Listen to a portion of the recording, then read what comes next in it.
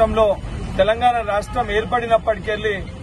BRS party అధికారంలోకి రాకముందు చాలా స్పష్టంగా నీళ్లు నిధులు నియామకాలు జాబ్ క్యాలెండర్ ని ప్రకటిస్తామని చెప్పి 10 సంవత్సరాలు ఏదైతే తెలంగాణ యువత పట్ల ఒక మొండి వైఖరి ప్రదర్శించి వారిని పట్టించుకోకపోవడంతో యువకులంతా ఏకదాటిపైకి వచ్చి తప్పనిసరిగా ఏ కళతోటి కాంక్షతోటి తెలంగాణ రాష్ట్రం రావాలని చెప్పి ప్రతి తల్లి కళ కోరిందో ఆ కళ నెరవేరాలని చెప్పి సోనియమ్మ తెలంగాణ రాష్ట్రాన్ని ఇచ్చిందో ఆ కళలు సాకారం కావాలని చెప్పి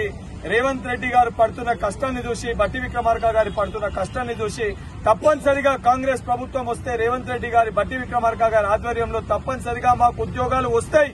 మాకు జాబ్ క్యాలెండర్ వస్తుందని ఒక నమ్మకంతో తెలంగాణ రాష్ట్ర వ్యాప్తంగా ఉద్యోగులందరూ ఏకదాటిపైకి వచ్చి అందరూ కూడా ఏదైతే కాంగ్రెస్ పార్టీని అధికారంలోకి తీసుకురావాలని చెప్పి ఆ బాధ్యతని వారి భుజస్కంధాలపైన వేసుకుని తెలంగాణ రాష్ట్ర వ్యాప్తంగా ఏదైతే సంబంధించి కాంగ్రెస్ పార్టీ పక్షాన ప్రచారం చేసి కాంగ్రెస్ పార్టీని అధికారంలోకి తీసుకొని వచ్చిన తర్వాత ముఖ్యమంత్రి రేవంత్ రెడ్డి గారు కాంగ్రెస్ పార్టీ మేనిఫెస్టోలో చెప్పిన విధంగా పెట్టిన విధంగా చాలా స్పష్టంగా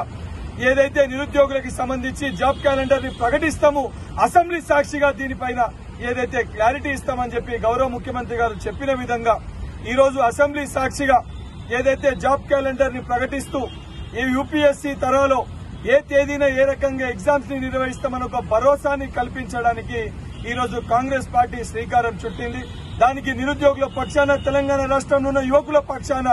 ఏదైతే గౌరవ ముఖ్యమంత్రి గారికి అదేవిధంగా కేబినెట్ మంత్రులకి ఉప ముఖ్యమంత్రి బట్టి విక్రమార్క గారికి అందరి పక్షాన వారికి కృతజ్ఞతలు తెలియజేస్తూ తప్పనిసరిగా